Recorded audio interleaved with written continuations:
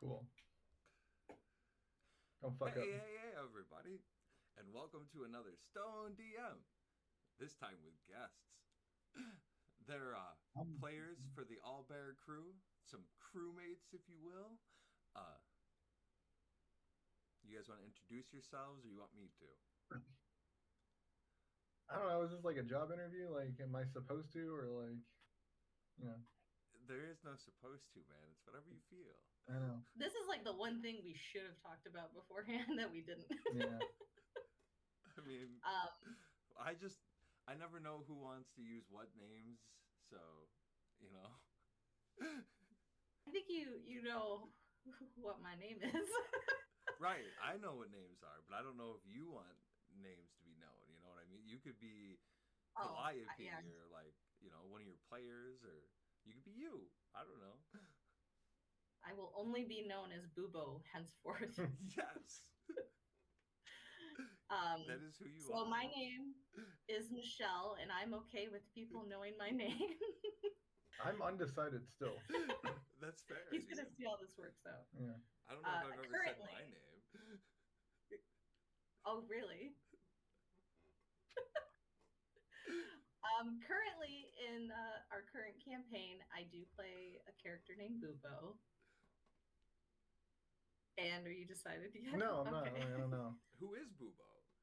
Bubo is an owlin druid. Right? Yes. What Yes. circle though? Stars. Yeah, Circle of the Stars druid. She's very young and new to the game, the adventuring game. And so she hasn't really encountered anybody else like herself. So Bubo is a Bubo for the time being. Very much so. Yes. But she's very eager to kind of explore and prove herself and learn more about these powers that she has, because it's very different from the magic she has seen with her wizard guardian who has raised her. So it's a little bit different. She's never really seen him like turn into an animal before or anything like that. So she's on a quest to figure out what all of this is, and she's learning a lot of hard lessons along the way. And with that, like I said, there are a lot of things that are centered around the choices that you picked for. What's that? I'm Shut it down. recording. What's up? The choices that you picked for who your character is, but Hi. we haven't quite gotten there yet because of we're not really in Act 2 yet, so there is that. But there are going to be a lot of things that do come up for the things that you don't know about yet. So we still have a lot to get there as long as we ever get there. Aurelia really has a hold on the situation right now, though. What's Yes. up? None. Okay. I'm just hanging out. Okay. We have our first viewer. Right. Audience member number 1. Special guest. He don't even know what this is either. Nobody knows what these videos are. You're basically the like Ed McMahon to his Johnny Carson. So we have our official second guest and first viewer of the Stone DM. Hell yeah. We just beat him, so we are officially the first. Well, yeah, of course. No, you guys are like definitely minutes. planned and all that. Where's Tuco? He's blowing up. He's in there with Oh. Lincoln. Supposed to be eating his food. I do not condone anything that's happening on the screen, nor am I associated by any means. Oh yeah, I no, do we're not condone or totally condemn. different areas. That's you guys are no part of this. Legal reasons. But For I reasons. do need to figure out who the second person on that screen over there is. Well, I am John, also known as Charlie in the game. I have absolutely no backstory, nor will I ever have a backstory, because I feel like it will hinder everything I do going in the game. Because I will have a goal, and I will have to do the goal, and that's all I will focus on. So fuck that. um, Charlie doesn't have a backstory. He is a green dragonborn, though, right? That's about all we know. And he was on a boat, maybe, He has been a sailor. So allegedly. well, there's a couple stories of you trying to steer the ship and it going Yeah. poorly. I mean, stories I've told. Um, But yeah, I don't know. Like I said, if I give it any real thought, it's not that I don't want to, but if I do it, it really does just like hinder my creativity. I just don't think I can ever have a backstory. so I guess that's a good way to go into the next little thing. There is like how you play the game, and you know what parts of the game do you enjoy. Obviously, you enjoy the more improv style and just the in-game at the table, figure it out Right. like on the now, which is honestly one of my favorite things about showing up and just seeing what the fuck is Charlie gonna do. Yeah, I mean, I like to see the same thing from everybody because I think when Michelle and I started, we both have like the same way we approach like any kind of hobby, which is, and we've said it to you like several times, but like if we want to, we can put like every ounce of like time and energy and space into it, and we will learn everything about the game. We will know it front and back. We will have like 5 campaigns ready to go, and like we really decided at the beginning, it's like we're not going to do that because, again, it is like a game of improv, like first and foremost, and at like the same time, like I like it's life. So like I don't want to have another hobby where I pour that much energy into it because it will just like overconsume and it'll become a job. Mm-hmm. And I never wanted D&D to become a job. And again, that doesn't mean I like it an ounce less than I did if I would have approached it that way. I actually probably like it more for that reason.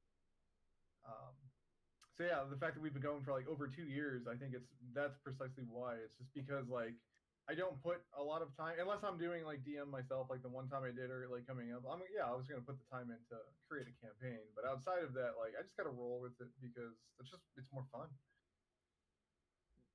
Yeah, I mean, it's really that piece of like, you get so excited about a new thing and you want to know everything about it. You want to like obsess over it. It's your new favorite thing.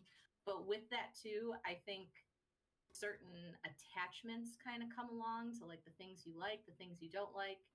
You kind of start to lose sense of the present moment and you get more focused on like trying to over control things because like you like to play a certain way and this is how you want things to be, but that's not really ultimately fun, and you take something like he said that's supposed to be fun and now it's like a job. It's stressful, it's draining.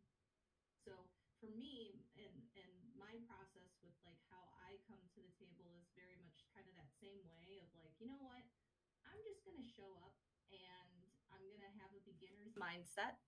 I'm going to be willing to learn. I'm going to be willing to make mistakes and fail, and that's okay.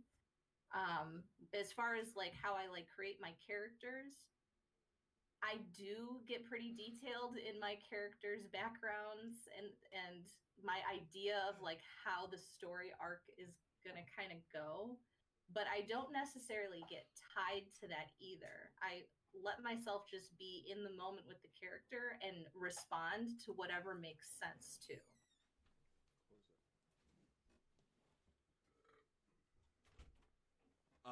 Well, you create a star chart and stuff like that. Like you have like a horoscope basically for your character, right? Like, Well, so that was something I did for Bubo because she is a Circle of the Stars druid. I thought it would be kind of cool to do, but it's actually something I used to do decades ago when I used to be in the acting profession. And I would do that with my characters. I would get a script and I'd see the character that I'm playing, and it would be part of how I would get into that character, where I would use archetypes that already exist and kind of tweak them a little bit. And it would give me some kind of like starting formation for them. So it's like, okay, if this person has like this characteristic and this characteristic, how do they fit together? So with Bubo, I kind of brought that back, and I did make a very detailed birth chart for her. So even if we like skip a couple weeks, and I'm like, oh man, like who is Bubo? I like forgot how to play this character. I just like pull that up real quick, and I'm like, oh okay, she's like this moon sign, so this is how she's gonna feel about things. This is her Mars sign, so this is how she's gonna take action, and I can get into the character like pretty quickly that way too. See, that's really cool. I kind of have a similar style to like John, but like I kind of have a layout of what's happened to this character and who they are, and then I always kind of try and practice like a voice. But like as much as I want to figure out a personality, it always depends heavily on what the people at the table kind of allow me or push me into playing too. Right. Like not in a bad way, but in just like a how are they gonna play, and then how do I kind of balance or bounce off of that? Because Yeah, I think I think that's just like, the wrestling background from us. It's just like if I try to plan all this shit, I'm gonna forget it. So like I'm just gonna play it at the table and call it out there. And I think that's another thing too. It's like I want everybody else to be like I never want to like take over the game. I don't think anybody does. So like I just kind of like play off what other people are doing. Like if you put a situation in front of me, I'm gonna do what the character would do and just run with it. And then if it like goes somewhere natural, I run with it. Otherwise, like if it hits like a dead end, like that's fine too. Like it is what it is. Yeah, because like at the end of the day, it is a game that we're all playing together, and I don't want to like monopolize the board, so to speak. So if even if I make like a very abrasive, like controlling character or something like that, I'm never gonna like as Michelle put my character in a space where it's gonna take away from somebody else's fun. Like of course there's going to be things in D&D that are not necessarily ideal or fun or maybe uncomfortable, but I'm never going to like outright just like keep shutting somebody down because it's what my character would do necessarily. well, yeah, there's the balance of trying to do the role play and have fun at the table and playing a hardcore controller like type character, but also not take away from the other people at the table, because you can fall into the main character stuff and everybody wants to avoid that. That's like with I said earlier where Aurelia kind of has a control on the group.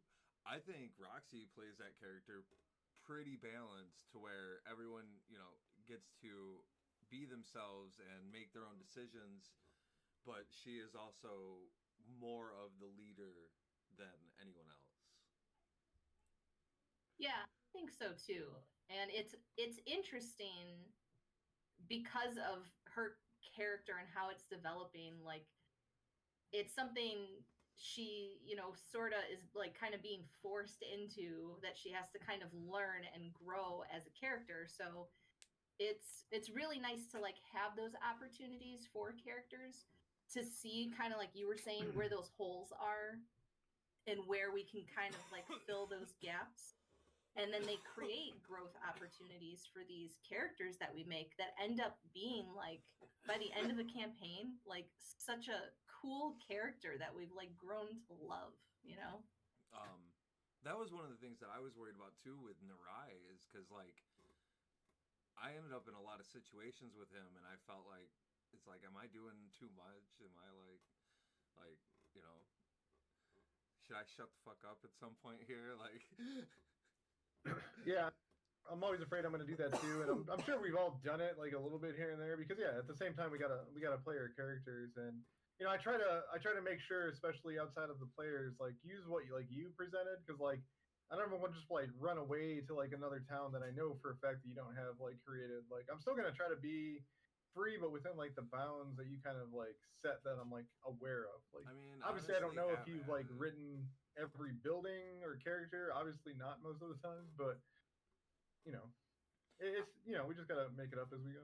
I got ideas for the world, so if it's a place you haven't been and it fits the theme of something that I have an idea of, I'll allow that place to be what where that idea is from.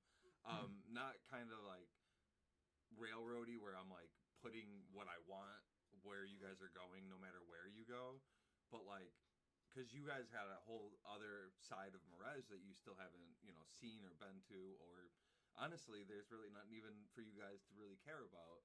And that's kind of what was like the caravan, where I was like, oh, you guys are gonna have to go farther. That's kind of like what the thing is like, are you interested in going further? If not, you can pawn the rest of the job off, or fail the whatever you guys want to do. But I think that's one of the things that's hard to balance, though, because we're like, I think we're interested in doing everything, because it's like, especially if there's like an idea, it's like, oh, I want to do that, but like then we gotta, we've also set ourselves up for like events in the world. It's like, all right, well, if we go do that other thing, do we actually know if there's a consequence to like not getting somewhere in time? Like, Yeah. you're the only one that knows that, and we got to kind of just like suss that out in the game.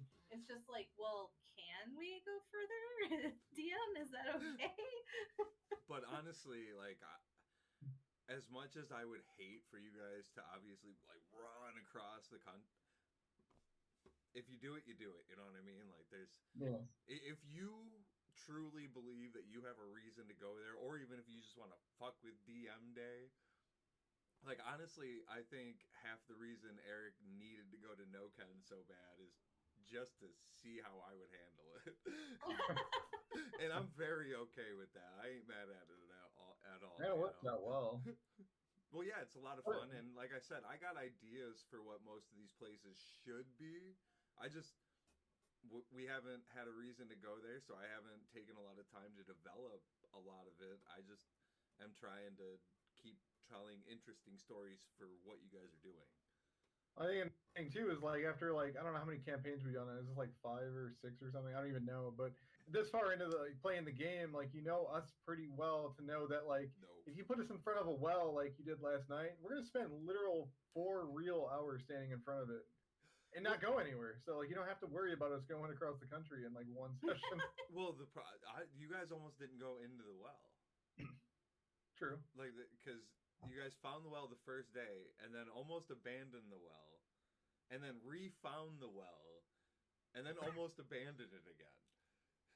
Well, because Bubo was the only one not drunk the first time. Right. So nobody else was really even paying attention to it, and it seemed kind of weird, but she was more concerned about her friends and making sure everybody was okay. So the second time around, where it's like, oh, okay, I need to get supplies, and then it's like, what is this? Like, it feels kind of weird, and this is, like with Mirdrin, kind of kicking Bubo out, so to speak, or like giving her that freedom of like, hey, go be an adventurer, go figure things out. You have my blessing. I think she feels like she has a newfound sense of responsibility for the town that she has known most of her life. So, yeah, if there's a well that's kind of weird, like, well, she's got this adventuring license. This is an adventure. Like, why is it dark here? What's going on? And not everybody else really liked that, but it's kind of what makes sense, Yeah. Now, I will admit, there was always been things in the well. However, between the time of the first run and now, I have slightly changed things a bit. Well, then it worked out. Yeah. Well, honestly, yeah, it allowed me to expand a little bit on what the world's going to be. But also, like, there's a thing that a lot of people will tell you, because, like, when you're telling stories and you're running these games, you never know when that story might end. So, always take the opportunities to, while playing the game the way you're, set up to play it, also take the story, take the chances to get the fun stuff like the fun ideas in your head out. And this is one of the ideas that I've had, and this will also allow the world to expand, since we have decided that we're going to be building other continents and on this land itself, with other campaigns that are coming up. So It's really exciting. yeah, and then I also have like some really crazy stuff over in these areas that if you do want to take that cart and like stuff like so there are a lot of things in the world that are happening if you guys do end up just poofing again.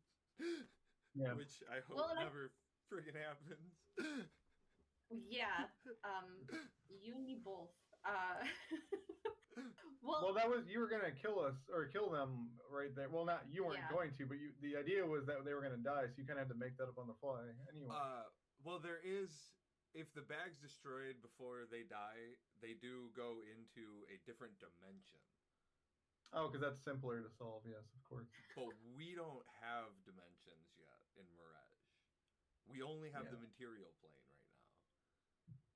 So that's how we make a dimension. they had to they had to poof just somewhere in the world. You figured would be the better way to handle all of that. So I just figured that was the best answer is just have them poof, and then the fact that they ended up right next door. Yeah, who knows where that could have went down. I am trying to figure out ways to utilize your guys' classes and what you guys kind of like specialize in. It is really difficult though. How do you guys feel about going from 4 players to 5 players? Is there a difference? Feel like there is. I feel like there's definitely more energy at the table now. Like things are kind of happening quicker. Because I think because there's another person, I think everybody is a little bit less laid back, and it's more like, I want to kind of get my idea out there. I want to, kind of move things in this direction. I want to make sure that, my character is getting the progression I want it to get in this moment. So like with certain instances too, even like going to the lumber yard last night and talking to the big golden dragonborn, you have like, one like character that the party of 5 is talking to. And so we all can't be talking at the same time, and yet sometimes we are.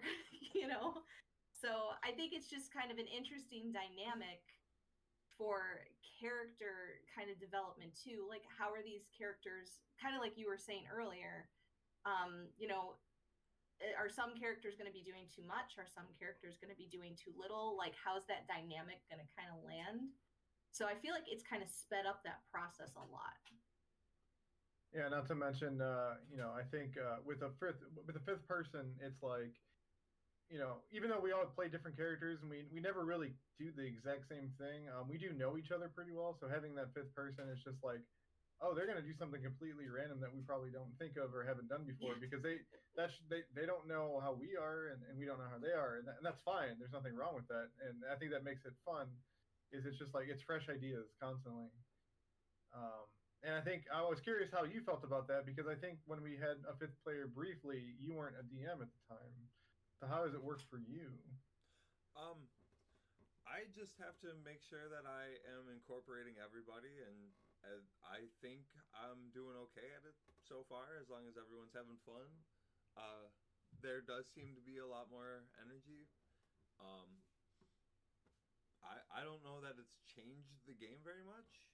There's a lot more role play, but that kind of just comes with the learning of the new areas and stuff like that. So I'm having trouble figuring out where to push the game forward sometimes, but that's also just me like, yeah, role play.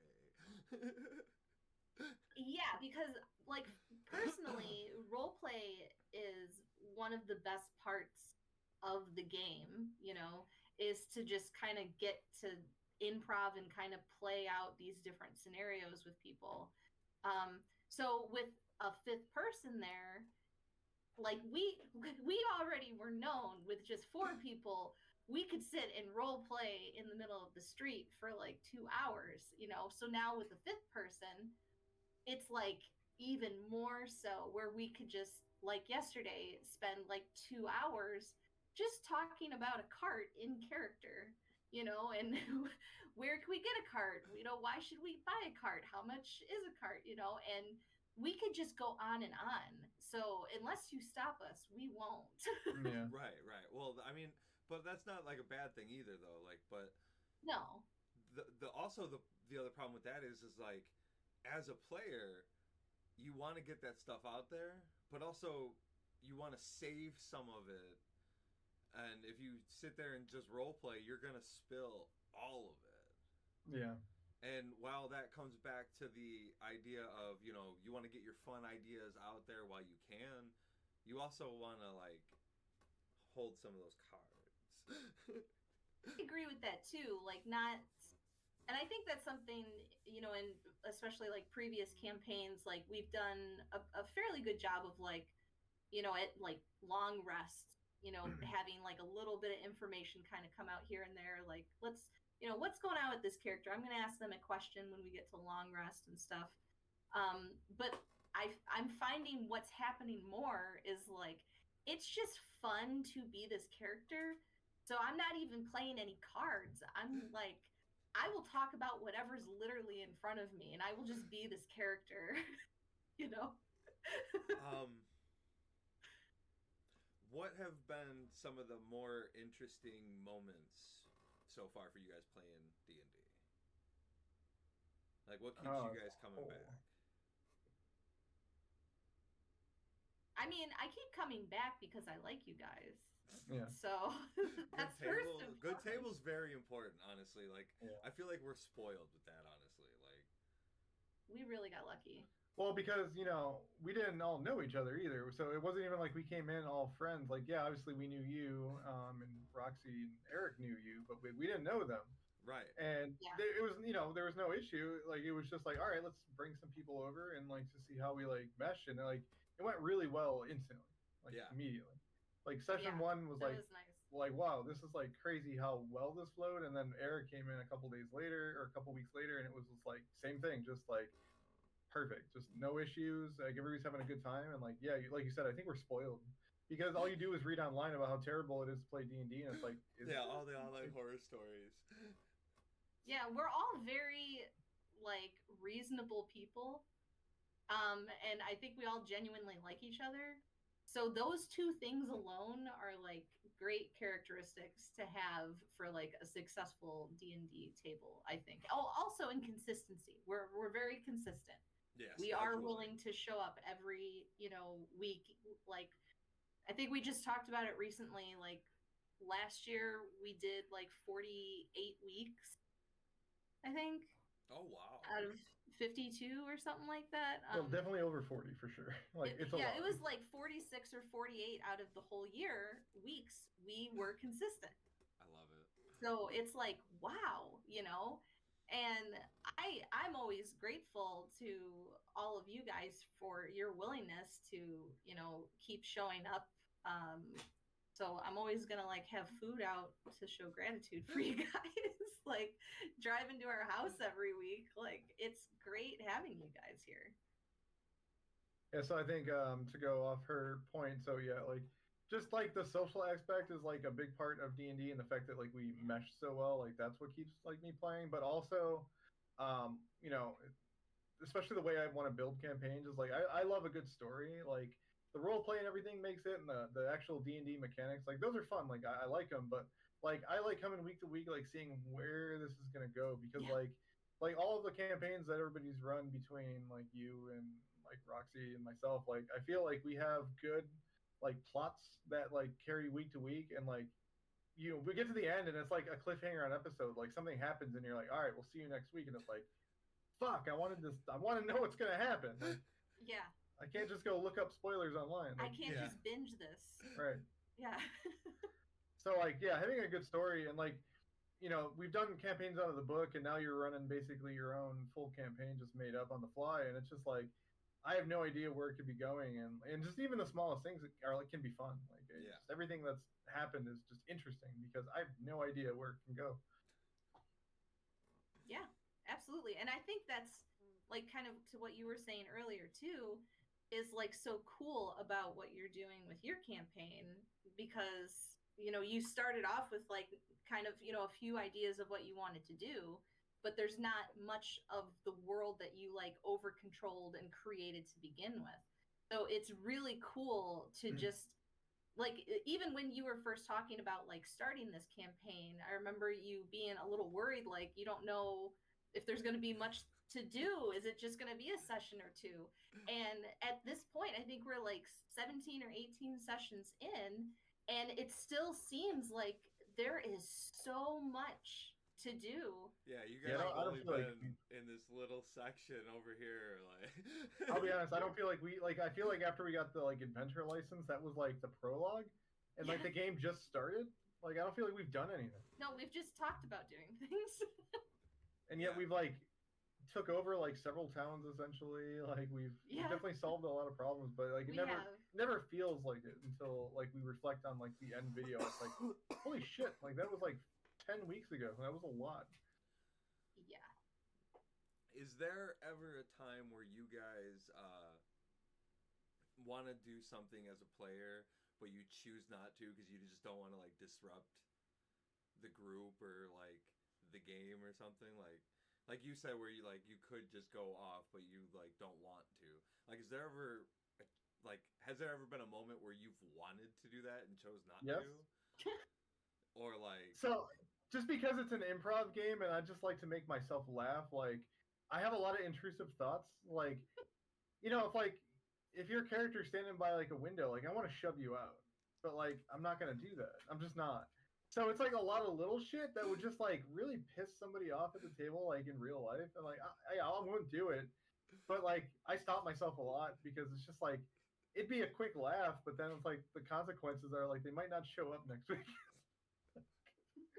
Because again, I'm not trying to like dominate the game. It's just like there's a lot of shit that just like makes me laugh like on the inside. Because that's like I love improv. Like I don't like being like I don't know. We used to talk about doing improv and stuff before like D&D, and it's like it's like I love it, but I don't think I could do it in front of people. And it's like no, I'm like way past that. Like this is fun. Yeah, like, I just want to make that. But yeah, I just a lot of impulsive thoughts. Like it's just because it's not real. Like I can do it and there's no consequences. Like really, but. Again, you guys might not come back. Yeah, like that is the consequence. Honestly, I don't know that anybody would really be too mad about like anything crazy. Like, I mean, maybe if it was a bridge and you pushed them off it or something and they lost the character, but exactly. And I've thought about it a lot. But also at the same time, like, I mean, now you're just the bad guy. Like, yeah. And I guess just another point on that too is like the other thing is like sometimes there are actions you want to do that would put you in like bad guy status, and like I don't feel like every campaign we have to be like heroes or superheroes, or we have to like be a villain or in the middle something. Like I think there's freedom to do anything, but it is a balance of just like even if it makes sense for the game, like maybe I shouldn't do this because it might have too many consequences. Like, if I just want to outright kill an NPC that somebody else might have an attachment to because like my character should, like I might not do that either. But I don't know. So the thoughts are there. Extremely dire things are all that you are stopping yourself from. Right. Yeah, I feel like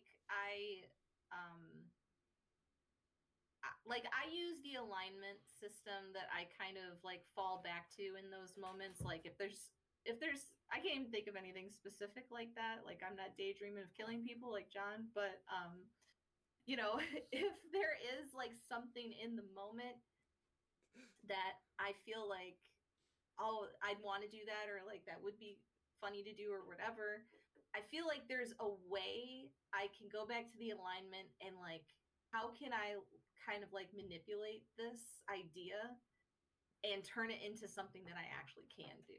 So I'll still find a way to do it. It might not be as direct as like how I want to do it, but I'll find a way for my character to do it. And that's, I think, part of the fun too, because there's so much creativity that goes into this game, like different levels of creativity. So it's like one big puzzle in a way too, and you're just always trying to figure out like, okay, how can I like do this? How can I do that? So I think like that part, it's like very mentally stimulating for me too. So I like that part too.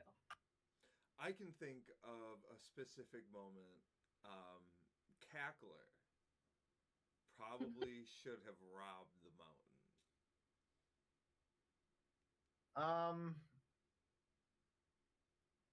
Yeah. He wanted to rob a lot of people. Right. But no, I could like all that gold there. I can see that being very hard for you as a player and character to not do that. Right, and there are some things like that. It's like, would it have mattered ultimately? Like, no, but like at the same time, it's like I don't want to just dominate the scenario either necessarily. Like there, like especially if there's like something valuable, it's like I'm not just gonna like necessarily hog it, because I don't want to do that anyway, even out of character. It's I just think like, you should have taken that moment for you. yeah, Well, and I think that also brings up a good point of like, maybe following your character, and what your character wants to do gives opportunity for something else to happen. So like if Cackler was kind of like, oh my God, I'm gonna start stuffing my shirt, in my bag with like all this gold and start robbing. And then like Ramnusia saw that. Ramnusia would have stopped you, Well, and right, that would have and been a funny altercation. That's the part of the game. Like Yeah. that's what I'm here for. So I have to ask though, like as a DM, like you've DM'd the most out of all of us, like is there anything that stands out where you're like, I'm gonna do this, but like I don't want to fuck anybody, and you like really had to just stop yourself, like especially at the last moment. Like I know the bag was kind of an example, like it was supposed to maybe kill, and you kind of had to like change it on the fly. But is there anything you're like, I just got to do this. I don't care what happens. The quicksand. I mean, I knew that was gonna be deadly. Yeah. If things didn't go well, I didn't know you guys were all gonna be fucked so fast. Of course we were. So I was like, well, I'm just gonna have to lose a player. I was like, fuck. Yeah, I think that's the hardest thing to balance though, because again, like especially with D&D like 5e rules, it's like you're like you said it before, like everybody's a superhero, so it's like you put up against like even the hardest monsters, like it's almost like a nothing fight, like that you just dominate it. Well, that's But like at the same time, if you don't give a challenge, is it going to stay fun? So it's like, yeah, that's where's what that caught balance? me so off guard. I read Quicksand in the book. I read it and I was like, oh, that's cool. And then I was like, I'm gonna implement it if they run into it. So I added it to the roll list. You guys ran into it, and I was like, oh, this is not cool. Oh, no. It don't matter if they're superheroes; they're gonna drown. Well, yeah, that was the second time Charlie almost drowned. Only this time it was sand. With the Atiug, it was water. And then Lafayette almost drowned in a cube. So Yeah, if like so- as a DM on your end, if like one of us just died right then and there, like, and the next one's like about to die, are you gonna start like fudging a roll, or it's just gonna like 3 people are dead, like fuck it, that's what happened? No, I mean, for the quicksand, I mean, like I told you at the table, I gave you as many chances as I could. This is do or die, my friend. Yeah. It's up And to the I mean, at that point, because the quicksand isn't the bag of devouring where it just sucks to be you. Like quicksand's quicksand. There's not a lot I can do about that. Like, Yeah, I think it's important to always give people at least a chance. Like like you could just implement things like, all right, you walked in that room, you're dead, but like, right. Yeah. And that's what the nobody bag of wants that, no. devouring is, and that's why I was like, Right. nope. yeah, even if it's like a roll or two, it's like you got to give something. Because I seen the Unless bag. it's very obvious you're killing yourself when you do it. Yeah, I seen the bag, and I was like, oh, that's super interesting. I wonder what would happen. I can't fault you guys for my interest in an item. But like as far as quicksand goes, you get a lot of rolls and stuff. Like you got a team. Yeah. Granted, the whole team somehow got stuck, but like there's opportunity to survive. And if the rolls don't let you, then I'm not gonna argue with that. Right. Like, Yeah. granted, I did not want to lose a player there. I just wanted to have fun with quicksand. I didn't realize it was extremely deadly. Too, in our game, it's like we're getting to a point where everybody's like got this like super important thing they're gonna do, and it's like if you lose a character, like yeah, it happens, but then it's just like shit. There's like a third of the content. Like now what? Yeah, it's like, are you guys still interested in all that? Like, Right? Because it's like a book module might be like, all right, well you still go to the castle and fight the monster or whatever, but it's like, all right, Bubo, your whole Dark Forest quest is gone because you just died, so the game's like half over now. Now meet Bubo's long lost sister, right. Right. who is also Circle of the Stars. But I mean, I suppose that's about that. If you guys got anything else to close out on, I have no I think more that's questions. a good first episode of this, whatever this is. I think it was a lot of fun. I hope the recording went well, and it is the Stone DM podcast. But yeah, thanks guys, and I'm gonna stop recording.